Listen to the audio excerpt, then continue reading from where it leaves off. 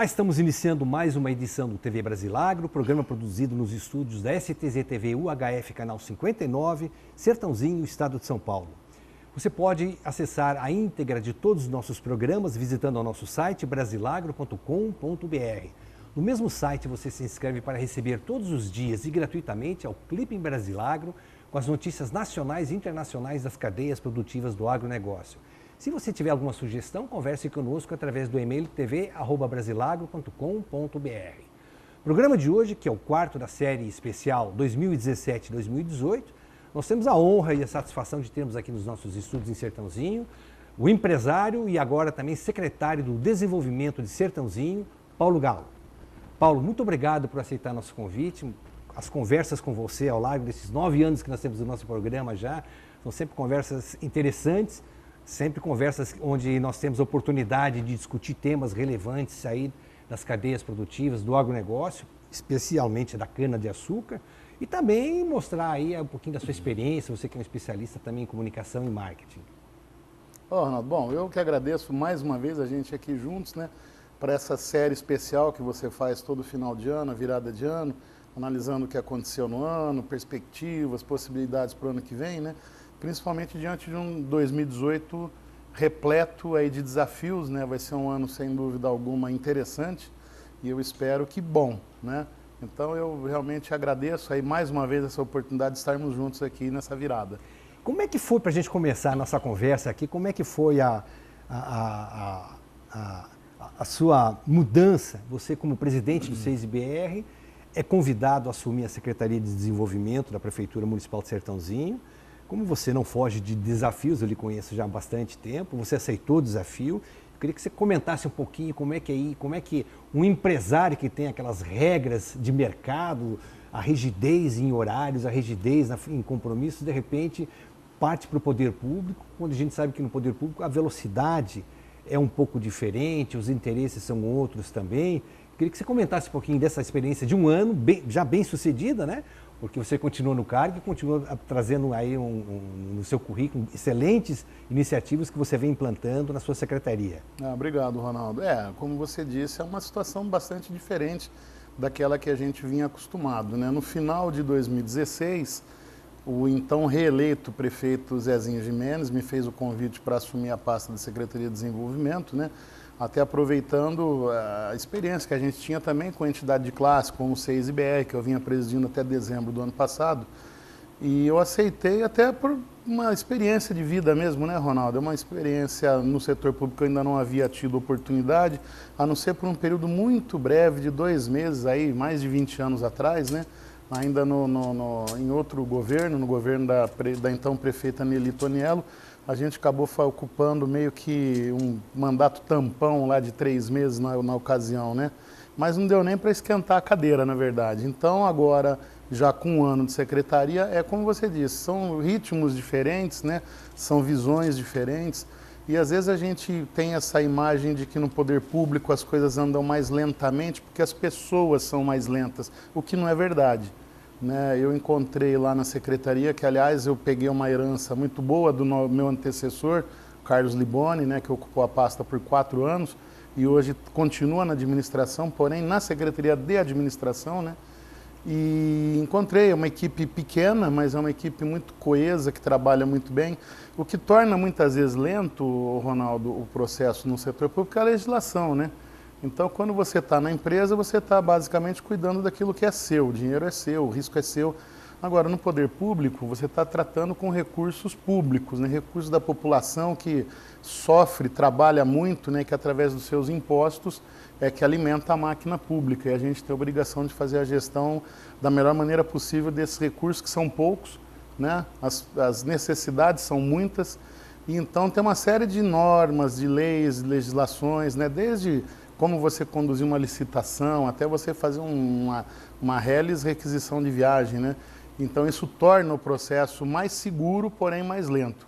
Então é um mito muitas vezes se pensar que o funcionalismo público é que ele é fraco, que ele não se empenha e tal. É que na verdade a forma de gestão é diferente, né? Tem que ter uma gestão com muita responsabilidade. Hoje, inclusive, existe uma vigilância muito grande, né?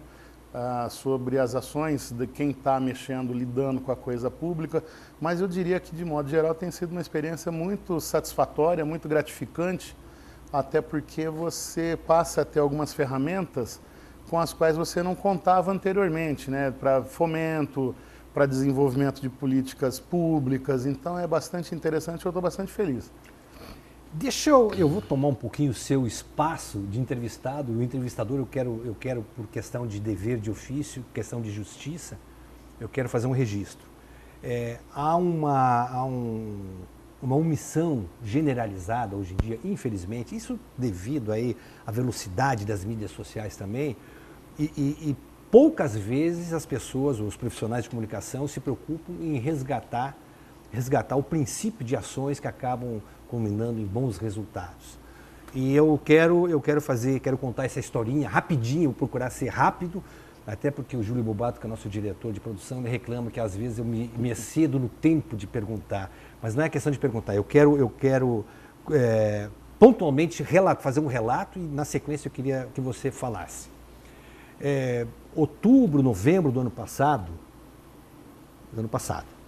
você, numa das nossas conversas, acho que foi até uma entrevista que você veio me dar o prazer de conceder aqui, você me sinalizou que alguma coisa no governo federal, havia um movimento no governo federal, no sentido de contemplar um grande projeto a favor da cadeia produtiva do setor sucroenergético. Bom, desde 2007, eu tive o privilégio, infelizmente, de ser talvez o único jornalista que anunciou que o governo federal, o governo do PT, segundo mandato do presidente Lula, estava se voltando contra os biocombustíveis a favor do pré-sal. Depois a própria história veio mostrar o porquê que fizeram isso. O setor sucroenergético não teria os recursos que foram pilhados, tomados e roubados do jeito que tinha a Petrobras. Então essa é a história. Quando você fez aquele comentário, eu fiquei... Como você é uma pessoa muito coerente, você pela sua história, pela sua tradição, seu compromisso com os fatos, sempre foi um compromisso com muita responsabilidade, eu registrei aqui. Procurei saber, não consegui em fonte nenhuma nada. Não que eu duvidasse da sua informação, é que realmente não avançou em nada. Começo de dezembro eu recebo, numa quinta-feira, a história você já conhece daqui diante. Eu recebo um telefonema de Brasília, assessoria de imprensa do ministro das Minas e Energia, isso numa quinta-feira, me convidando para ir a Brasília na sexta-feira fazer uma entrevista com o secretário Márcio Félix, secretário de Petróleo, Gás Natural e Biocombustíveis. E já marcando assim, vai ser amanhã às 14 horas, se o senhor precisa de alguma coisa, eu não preciso nada, eu quero só uma confirmação para viajar, porque eu estou aqui em Ribeirão Preto e eu tenho que me deslocar a Brasília. Vamos repetir, é uma sexta-feira, um secretário de ministério concedeu uma entrevista às 14 horas para um jornalista, não é um fato comum. Ele falou assim, não, eu quero, o secretário confirma, ele vai estar aqui esperando. Aliás, ele chegou esta madrugada dos Estados Unidos, ele participou de uma reunião do FMI e vem aqui que ele dá entrevista. O senhor vai ser privilegiado com informações. Pô, dá para você me adiantar a pauta? Eu falei assim, é um programa que a gente está lançando que vai se chamar Renova Bio. Então, tá bom, 2 horas eu estou aí. Nem falei nada com você, fui embora, fui a Brasília, sentei, depois de muitos anos, depois de 10 anos eu voltei ao Ministério das Minas e Energia. Porque antes com Edson Lobão e aquela camarilha toda lá, não adiantava nem conversar. Até porque havia dentro do Ministério das Minas e Energia, dirigido pelo Ricardo Dornelles, um reduto que era o reduto contra os biocombustíveis. Começa a gravação, converso com o secretário me fala assim, olha, eu mudei até o nome da minha secretaria. Ela era Secretaria de Petróleo e Gás Natural e Energias Renováveis. Ela passa a se chamar de biocombustíveis. Eu achei aquilo, digo, opa, tá pegando bem. E ele foi diretor da Petrobras. Sim. E aí, no meio da entrevista, digo, mas o senhor está com um programa? Ele falou assim, digo, como é que começou esse programa? Aí ele falou assim, ó, o telespectador pode procurar no nosso site, no brasilagro.com.br, essa entrevista com o secretário Márcio Félix, em dezembro do ano passado. E aí ele fala assim, eu estive na FenaSucro, fui recebido muito bem pelo presidente Paulo Galo, visitei a feira, ele me propiciou uma oportunidade de visitar a usina São Martinho, e eu lhe confesso, eu saí naquele dia de Sertãozinho, entendendo a importância, a relevância da cadeia produtiva sucroenergética. Nunca passou pela minha cabeça que nós que o Brasil detinha tecnologia e empresários arrojados, empreendedores, da forma como eu conheci em Sertãozinho. E isso me fez mudar, isso me fez, inclusive, quando o ministro Fernando Bezerra me convidou para assumir a secretaria, eu coloquei para ele que nós tínhamos que dar um apoio ao setor canavieiro. E ele de pronto respondeu, concordo, é prioridade do nosso ministério. Ele é pernambucano, Pernambuco sempre foi historicamente um grande centro produtor de cana. E aí ele explica o que vai ser o plano, se for na sexta-feira, o plano que na terça-feira seria lançado no Palácio do Planalto, você esteve presente no lançamento. E nós tivemos aí agora, nessas últimas semanas, um prazo recorde, inimaginável no conceito do que se viveu na política pública até então. Câmara Federal aprovou rapidíssimo, Senado mais rápido ainda. Está na mão, depende agora só do presidente Michel Temer assinar o projeto de lei instituindo o marco regulatório dos biocombustíveis, plano de Estado, não de governo, estipulando regras até 2030. O registro, você teve participação vital nesse processo. Você, com a sua boa vontade, abriu as portas do SEIS, abriu as portas da FenaSucro, o que denota a importância da FenaSucro no conceito também dos biocombustíveis. Não é só a vitrine tecnológica, mas é indutora também de mudanças de processos e de políticas públicas, não é? Eu queria então colocar tudo isso, desculpa o tempo que estou ali tomando, mas como é que você se sente? E eu recordo bem que quando eu lhe reiterei o convite para você vir participar dessa nossa série especial, eu falei, bom, agora que o RenovaBio está resolvido o problema, vamos gravar um programa, e você na mesma hora falou, é o momento de a gente conversar sobre isso. Isso mesmo, Ronaldo. Olha, obrigado aí pela lembrança. Eu até contei um pouco dessa história recentemente num evento que a gente participou do setor agro, né? E é importante salientar, nessa visita que foi feita pelo Dr. Márcio Félix a São Martinho, né, na ocasião, isso foi em agosto do ano passado, de 2016. A Elizabeth Farina, presidente da Única, estava conosco, né, e teve também um papel primordial nessa conversa, o pessoal da própria São Martinho. Nós tivemos a oportunidade, na ocasião, de visitar toda a operação, desde a parte agrícola, né, até os laboratórios, o centro integrado de controle da usina, que é uma coisa fantástica. E o Márcio saiu realmente apaixonado pelo setor, aquilo a gente via o brilho nos olhos, né, porque o setor ainda é bastante desconhecido para aqueles que não atuam nele, né. Então, o Márcio, vindo do setor de óleo e gás, Petrobras, acostumado com altas tecnologias, né, ficou absolutamente surpreso, eu diria que quase que chocado, né, quando enxergou a magnitude de uma operação, principalmente de uma São Martinho, que é uma referência mundial, né.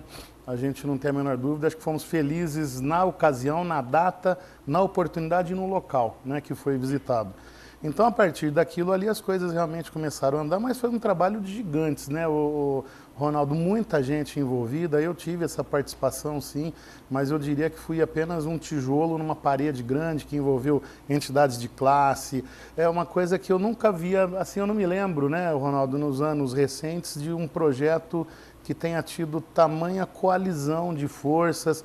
A própria Petrobras, alguns dias atrás, se manifestou publicamente a favor do programa, do RenovaBio. Essa era uma preocupação que a gente tinha, né? Como é que seria a visão da grande... O Fávia se manifestou publicamente a favor? A favor, né? Quer dizer, porque é um programa realmente revolucionário, né? Ele é baseado em alguns modelos internacionais que deram certo. Eu não tenho a menor dúvida que vai dar certo no Brasil, e muito certo. Então, abre-se uma expectativa. É claro que a gente tem que ter a consciência que isso é um projeto de lei que vai se transformar em lei nos próximos dias, né? Mas depois ainda tem toda a parte de regulamentação que está dentro dessa lei. Então, não é que em janeiro nós vamos ter o RenovaBio a pleno vapor.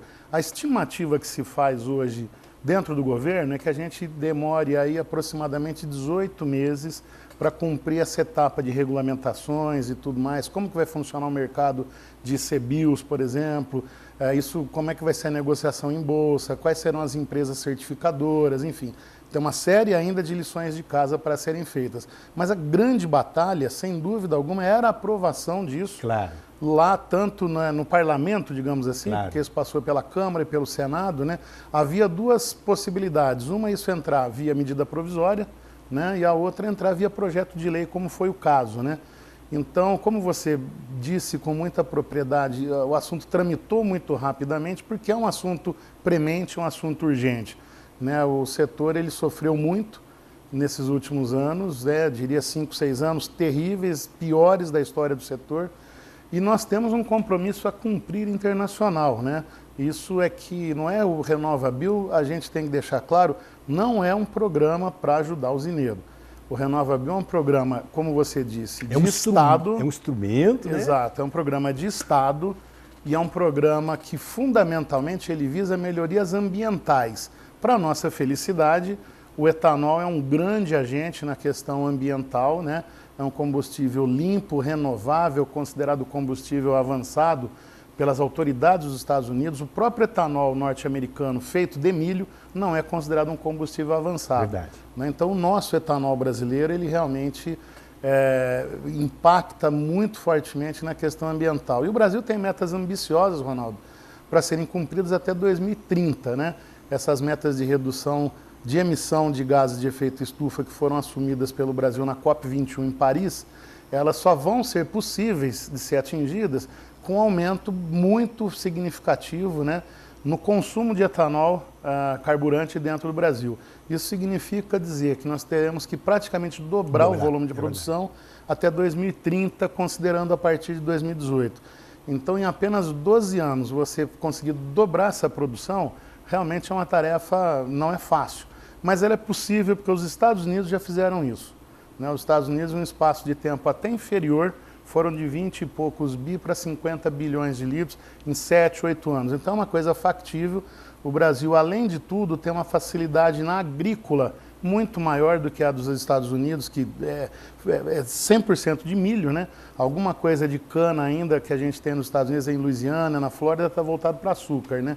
O etanol mesmo lá é de milho, que é uma cultura mais difícil, inclusive. Então nós temos tudo para não só atingir essas metas, como ultrapassá-las, né?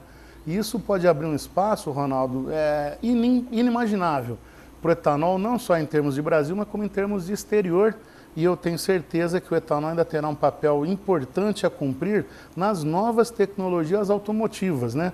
Hoje fala-se muito no carro elétrico, mas o carro elétrico que simplesmente tem uma bateria ligada na energia, a gente tem que lembrar que em grande parte do mundo, a geração de energia elétrica ela é suja.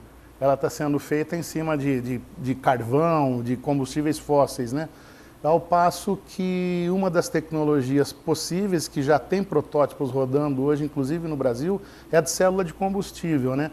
E a célula de combustível mais a mais viável até o momento é exatamente baseada em etanol. Então você vê que não importa o ângulo que você olhe, o etanol está ali com o seu potencial e eu acredito que é uma chance histórica que o Brasil, eu tenho certeza, não vai deixar passar.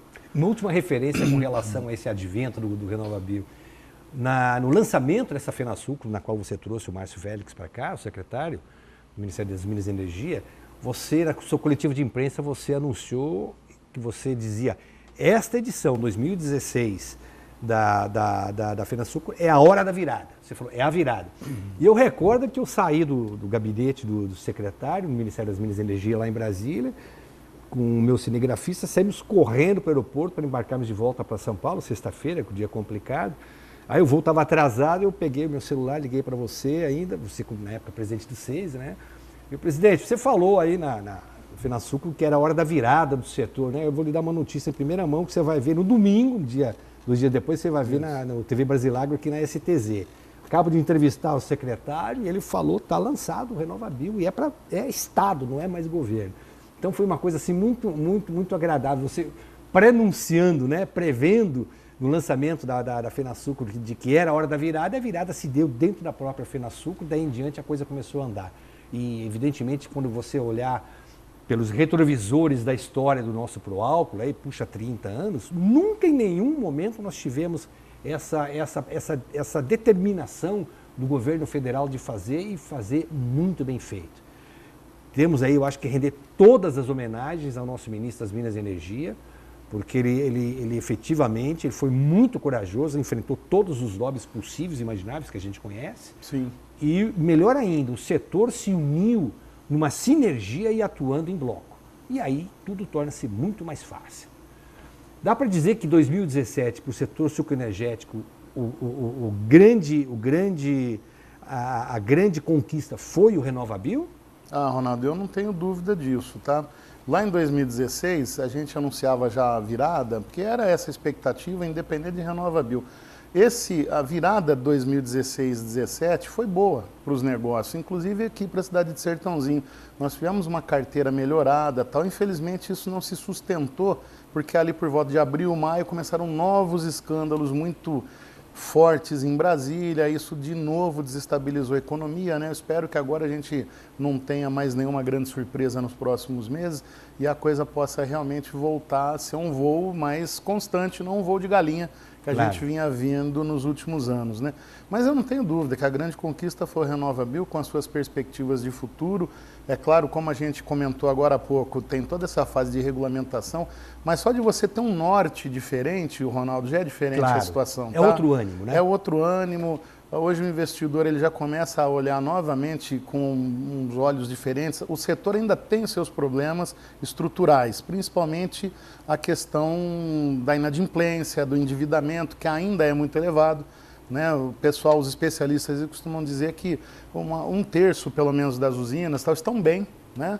Um terço dificilmente volta para a operação e tem assim um terço aí que está brigando para se recuperar e tudo mais, né? Mas eu tenho a impressão que o investimento deve começar a voltar no ano que vem. De modo geral, a gente tem esses indicadores não só para esse setor, mas para a economia como um todo, né? A indústria automobilística voltou a crescer esse ano de 2017, os emplacamentos de carros novos cresceram. Não chegamos ao patamar de 5, 6 anos atrás, mas seguramente já houve uma mudança de tendência. Então, no cenário econômico, a gente não pode avaliar as coisas em uma semana. Nós temos que começar a enxergar tendências, né? Então, o que vinha em queda nos últimos anos, agora começa a mostrar uma tendência de crescimento. Na contramão, a inflação vem caindo, está se mantendo sob controle. A queda dos juros na taxa básica da economia, né, a Selic, veio a um patamar bastante baixo historicamente, ainda tem espaço para cair mais um pouco, né? Então, é um ano que tem uma perspectiva interessante. Outro fato que chama atenção é o interesse de investidores estrangeiros no setor, né? Nós estávamos comentando aqui nos bastidores antes dessa gravação do interesse de várias empresas da China, por exemplo, investirem aqui e comprarem ativos no Brasil.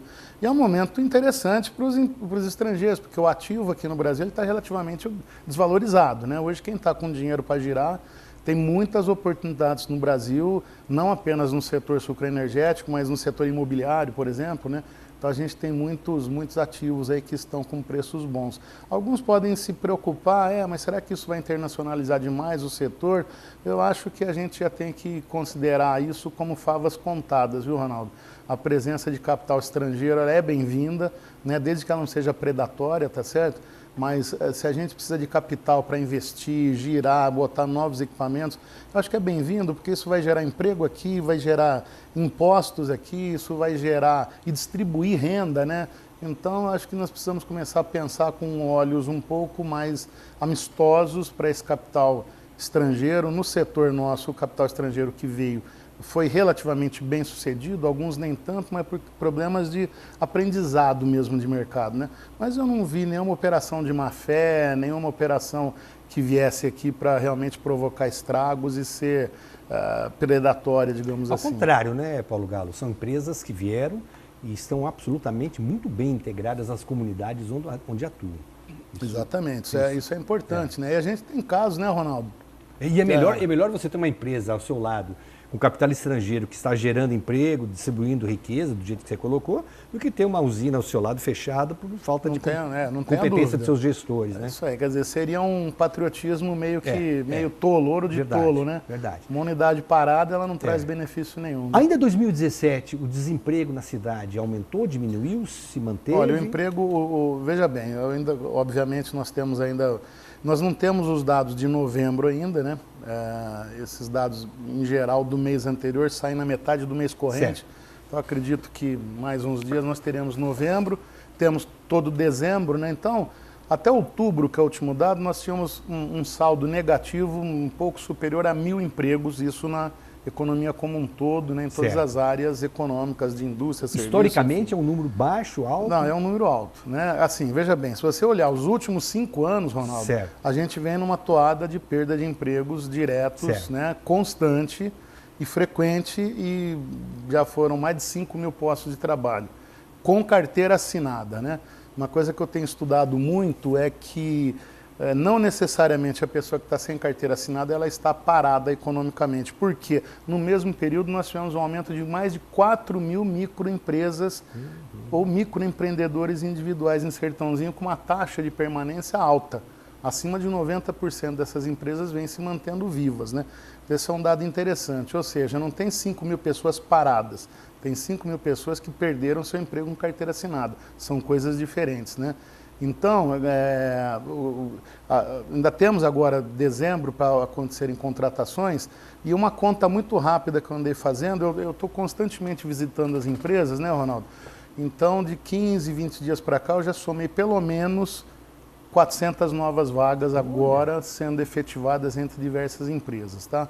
Isso são recontratações de funcionários? Em parte sim, né? Essas empresas que elas têm feito, elas têm priorizado aqueles funcionários que porventura tenham sido demitidos, né?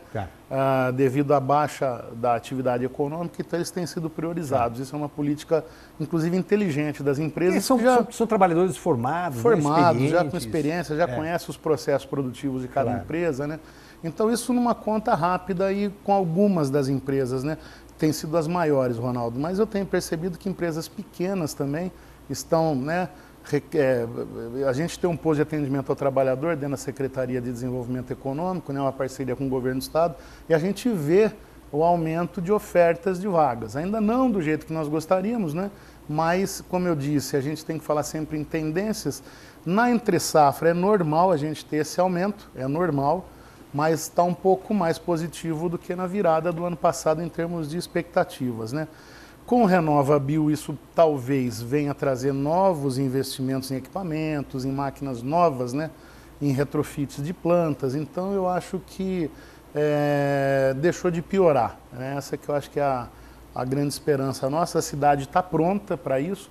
A gente tem investido muito em qualificação de mão de obra, tá, Ronaldo? Esse é um outro problema que precisa ser enfrentado e encarado de frente, porque na medida em que o tempo foi passando, as tecnologias evoluíram muito rapidamente e uma parte da massa trabalhadora não conseguiu se manter par e passo com as novas necessidades, né? Isso em todas as áreas, tanto no chão de fábrica quanto em níveis, né, hierárquicos de gestão, né? As coisas mudaram e a gente tem procurado trazer mais qualificação aqui para o nosso pessoal da cidade. A expectativa do comércio para vendas de Natal aqui em Sertãozinho? Olha, eu tenho conversado com a entidade de classe aqui, que é a Associação Comercial, né, presidida pelo nosso amigo Paulinho, mais um Paulo aí, e a expectativa é boa, Ronaldo, a expectativa é boa, o comércio de Sertãozinho investiu esse ano, uma campanha de final de ano bastante atrativa, né, com um sorteio de vários brindes, raspadinhas instantâneas, teve uma boa adesão das lojas, né? E a gente tem visto o centro da cidade, mesmo o comércio de bairros, bastante movimentado.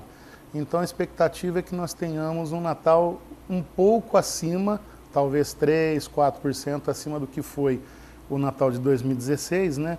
E tem também um destaque para os prestadores de serviço aqui, bares, restaurantes. Você anda Sertãozinho hoje, está quase tudo lotado, né? Dependendo da noite em que você sai, até está difícil você arrumar mesa hoje para sentar. Olha, que bom. Então isso é uma coisa interessante, talvez isso venha dos 5.000 microempreendedores individuais, né? Quer dizer, o dinheiro está circulando na economia, né? As empresas, em sua grande totalidade, conseguiram honrar os compromissos de 13º esse ano, que sempre dá uma ajuda, né? Sempre injeta recursos. Então eu acho que a expectativa é boa e, olha, 2018 está se desenhando como um ano bem melhor. Você organizou um evento lá no Senai, no primeiro semestre, que se discutiu qual é a vocação, o que espera o futuro do Sertãozinho, de que maneira a economia de Sertãozinho deve caminhar. Vocês têm já depuraram o resultado final daquela Ronaldo, evento? esse foi o primeiro Fórum de Desenvolvimento Isso. Econômico do Sertãozinho, aconteceu em março. Março. Né? E lá no auditório do Senai, que é um parceiro muito forte da nossa secretaria, e o objetivo foi juntar toda a sociedade, né? Então ali participaram empresários, participaram lideranças sindicais, trabalhadores, pessoal da área de comércio, serviço, enfim, para discutir Sertãozinho, né, com uma visão para os próximos 30 anos. Tá? Entre várias coisas, a gente entendeu ali, quando eu digo a nossa comunidade, né, uma necessidade premente de Sertãozinho diversificar suas atividades para além do setor sucroenergético. O setor sucroenergético está no nosso DNA, é óbvio que ele não vai ser abandonado, mas, por outro lado, mesmo em um ano muito bom, a gente precisa achar alternativas, principalmente para o segundo semestre, onde a demanda cai bastante aqui por serviços e por equipamentos, né? Então, a gente precisa buscar isso, e isso já se transformou num programa real, que é o Diversifica Sertãozinho, né, através do qual nós temos trazido grandes empresas de outros setores, né? Nós já trouxemos empresas da área de defesa, da área de energia nuclear. A mais recente foi a Vale, a mineradora, né? Nós estivemos aqui com um gerente de desenvolvimento de fornecedores da Vale, 65 empresas de Sertãozinho participaram do encontro e ficaram sabendo das demandas que a Vale tem, né? Que tipo de equipamento. E teve um caso interessante que um dos empresários aqui de Sertãozinho, ele fornecia equipamentos para a Vale, mas com uma marca de um parceiro, né? E nesses vai e vem da vida, esse parceiro acabou saindo do mercado brasileiro e a Vale ficou com a brocha na mão, né, com aqueles equipamentos. E agora? Quem quer, ele veio descobrir esse fornecedor aqui em Sertãozinho nesse encontro, né? Já estão, inclusive, tratando de negócio. E a coisa, então, está caminhando, sim, Ronaldo. Quer dizer, identificaram-se necessidades na área educacional, né? Então, como resultado disso, a gente fez uma frente muito forte com as instituições de ensino profissionalizante de Sertãozinho, né, que a gente chama de rede de educação profissionalizante. Então nós envolvemos nisso o Instituto Federal, que nós temos um campus aqui, envolvemos FATEC, envolvemos Senai, né, envolvemos a ETEC, né, também as escolas da rede particular que oferecem cursos nessa área, ou engenharia, qualquer coisa. E esse ano já começamos em Sertãozinho 2 novas engenharias, né, começamos engenharia elétrica, oferecida através do Instituto Federal, e começamos no segundo semestre em engenharia mecatrônica, oferecida aqui pela FATEC. E para o ano que vem teremos a Univesp. E há muita procura por parte dos alunos? Muita procura. Esse curso de engenharia elétrica, para você ter uma ideia, Ronaldo, tem gente do Brasil inteiro, né? Quando eu fui fazer a aula de recepção aos novos alunos, eu fiquei surpreso, né? O aluno mais distante do curso veio de Imperatriz do Maranhão. E aí nós temos, né, alunos de Recife, temos de Belo Horizonte, São Paulo, aqui da região. A FATEC é a mesma coisa, né? Então o vestibular é bem concorrido. Isso mostra que o pessoal está, de fato, buscando essa qualificação, né? E agora, a partir de fevereiro, nós vamos estar oferecendo mais 4 novos cursos em Sertãozinho, em modalidade de ensino à distância, através da Universidade Virtual do Estado de São Paulo, que nós conseguimos, né, um polo aqui para a cidade. O vestibular vai ser já no começo do ano. Então, são 50 vagas para 4 novos cursos, 50 cada curso, Ronaldo. Então, nós vamos ter aqui engenharia de produção, engenharia de computação, pedagogia e gestão pública, esse tecnólogo 2 anos, né? E é um projeto muito legal aí do governo do Estado de São Paulo, da Secretaria de Desenvolvimento, né? Minha congênere lá, do secretário Márcio França, que é o vice-governador e assume o governo do Estado, né, a partir de abril, provavelmente, com a saída do Alckmin a candidato a presidente. Então, é realmente muito bacana isso. A prefeitura... Isso transforma, desculpa, Paulo Galdo, isso transforma um pouquinho o conceito de Sertãozinho, né? Sem dúvida, né? Sertãozinho está migrando para uma cidade universitária. Sempre, a gente enxergava sempre a agricultura e a indústria de bens de capital, a indústria pesada, né? De repente você tem aí uma meca de formação de novos talentos que podem atender não apenas o nosso parque industrial aqui, mas o parque industrial de outras regiões, inclusive fora do Brasil. Não tenha dúvida, né? Porque Sertãozinho tem uma mão de obra diferenciada, Ronaldo. Mesmo que você tenha uma ou outra categoria que tenha sofrido alguma defasagem, mas no grosso A mão de obra aqui é muito bem qualificada, né? Você vê a qualidade dos equipamentos que são produzidos aqui, desde o soldador até o engenheiro eletrônico, né? O cara que desenvolve software. Então nós temos coisas aqui em Sertãozinho extraordinárias, né? E outra, tem um espaço de inovação na cidade muito bom, tá? Hoje nós temos inclusive hotelzinho de empresas dentro do Instituto Federal. Então o aluno vai lá, apresenta um projeto, aquilo pode virar uma startup, né? Então o céu é o limite. A gente tem, por isso que eu digo, investido bastante nessa questão da qualificação, porque esses formandos é que vão realmente fazer a diferença nos próximos anos. Com certeza. Eu recordo que há alguns anos, 7, 8 anos, na AgriShow eu fui entrevistar o então secretário da Agricultura, João Sampaio.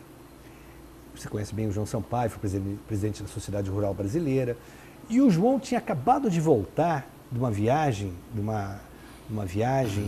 ao México, a região de Veracruz, onde tem usinas. Sim.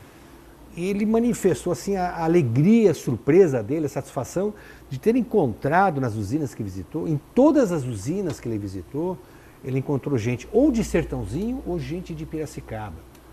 E aí ele ia, logicamente, brasileiro encontrar um brasileiro fora do Brasil, trabalhando numa usina, né? Ele ia perguntar, mas você veio para ficar? Ele falou, não, eu vim para ficar um período para ensinar a trabalhadores que vão me suceder aqui. Depois eu tenho outros desafios. Então é bem isso que você está colocando, né? A importância de você ter um centro de excelência de formação de novos talentos. Olha. Uma coisa que sempre me preocupou, inclusive a cada entrevista que eu tenho feito aqui com sindicalistas ligados aos sindicatos metalúrgicos, é a seguinte questão. O filho de um trabalhador que é desempregado na indústria de base de Sertãozinho, ele procura ser torneiro, ele procura ter, enfim, uma função que siga a função do pai? E a resposta, invariavelmente, é não. Porque ele sente dentro da casa dele atraso de salário, demissão e aquela questão toda. Da maneira como você coloca, ao contrário, você está puxando, trazendo para cá, de fora para dentro, e transformando a cidade aqui numa formação de uma nova geração de talentos e de profissões que têm demanda, né? Ah, não tenha dúvida, Ronaldo. Inclusive, Sertãozinho é uma cidade tão diferenciada que recentemente nós tivemos no Senai aqui de Sertãozinho a inauguração das ampliações da escola, foram mais de 40 milhões de reais de investimentos, né? Isso é dinheiro da indústria, tá? O Senai é uma parte do Sistema S, isso é bancado em cima da folha de pagamento das indústrias, né? Então, para cada trabalhador, a indústria contribui compulsoriamente com um determinado valor, e eu costumo dizer, inclusive, que esse é o melhor imposto que existe, né? O melhor encargo que existe, porque você vê o resultado ali na ponta, né? Através do Senai, do Sebrae, do SESI, né? Enfim, essa ampliação que nós tivemos na escola fez com que o Senai Sertãozinho se torne, dentro da rede Senai nacional, o referencial para o setor sucroenergético. Nós temos uma planta produzindo etanol ali. A única no mundo, né? Você imagina, é uma planta didática, mas que produz o álcool ali, o etanol, né, desde todos os processos de fermentação e tudo mais. Então é uma coisa extraordinária que vai formar muita gente. Você estava falando do México, como tantos outros países que têm influência brasileira, que ainda é muito bem vista, mas a gente já está detectando que há países querendo já mandar estudantes para cá. Olha. Para poderem participar disso. Então isso é uma perspectiva... Já você vai ter chineses aí também. Olha, eu não duvido, viu, Ronaldo? Então você vê a importância disso tudo, né? E a gente vai buscando essas coisas diferentes, né? Foi um trabalho aí que o pessoal do Senai fez muito esforço aí. O Zambão, que é o diretor local do Senai aqui, uma pessoa extraordinária, que se imbuiu muito para que isso fosse possível, ele com a equipe dele, né? Então foi um negócio muito interessante e vai crescer. Nós estamos também agora nos preparando no Senai para lançar um curso, essa é uma novidade, um curso para mestres cervejeiros, né?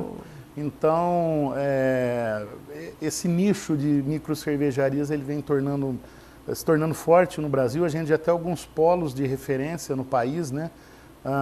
E a gente quer trazer isso também para Sertãozinho. Já temos uma demanda grande aqui. Hoje a gente descobre informalmente que já tem mais de 100 cervejeiros produzindo a sua própria cerveja dentro de casa.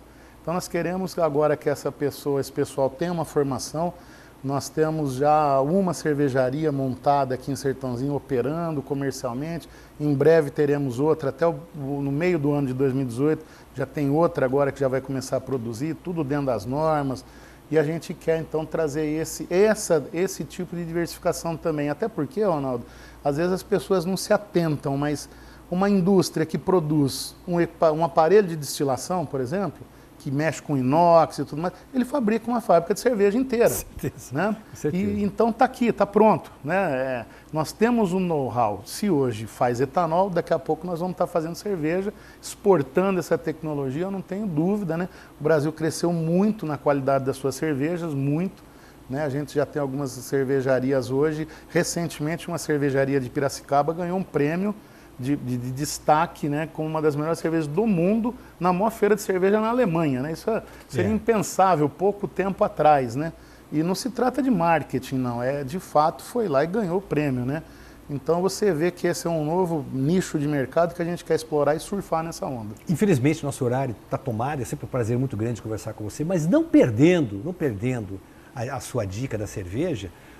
Votos para que 2018 a gente tenha as cervejarias já funcionando, né, para nós podermos celebrar o bom resultado que vai nos esperar com a chegada do nosso RenovaBio. Não tenha dúvida, viu, Ronaldo? E eu acho que para acompanhar a cerveja, nada melhor do que uma cachaça com limãozinho, açúcar, a famosa caipirinha, conhecida internacionalmente e feita de cana. Daqui de Sertãozinho. Aqui de Sertãozinho. Tá bom. É isso aí. Paulo Galo, muito obrigado pela oportunidade de conversar. Venha sempre que você tiver boas notícias, você as tem a todo momento também, para que a gente possa manter o nosso telespectador bem informado. Eu que agradeço, Ronaldo, agradeço a você que nos assistiu até agora, se não pela TV, pela internet. Eu acho que foi uma conversa muito agradável.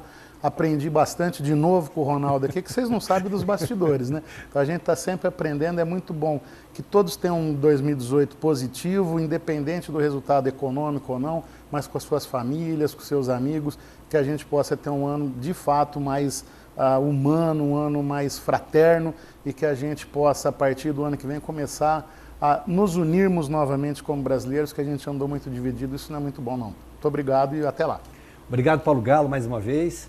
Nós terminamos esse, que é o 4º programa da nossa série especial. Voltamos na próxima semana com o 5º programa. Até lá, mais uma vez, muito obrigado.